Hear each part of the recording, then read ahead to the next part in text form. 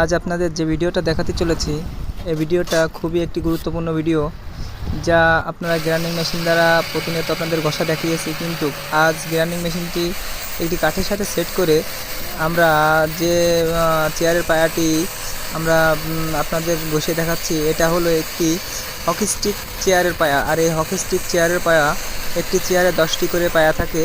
এইভাবে পিছনের পায়া 10টি থাকে। এতে করে আপনারা যেভাবে দেখাচ্ছি এভাবে যদি আপনারা পায়াটি সাইজ করতে চান ঠিক এইভাবেই, তাইলে আপনার পায়াটি খুব নিখুঁত এবং সুন্দরভাবে হবে।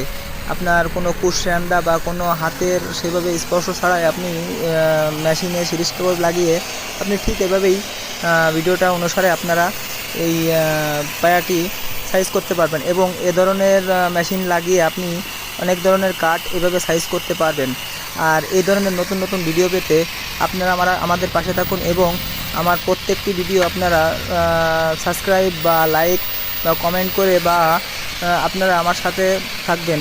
না হলে আপনার প্রত্যেকটি ভিডিও বানাতে খুবই কষ্ট হয়, যা ভিউ যদি সেই রকম না হয় বা সাবস্ক্রাইব না হয় বা কমেন্ট যদি না হয়, ভিডিওগুলো করতে অনেক কষ্ট হয়। যে কারণে আপনাদের কাছে এই জন্যই বলি, আমি এমনি খুশি লাগে যে যদি সাবস্ক্রাইব বাড়ে বা লাইক হয়।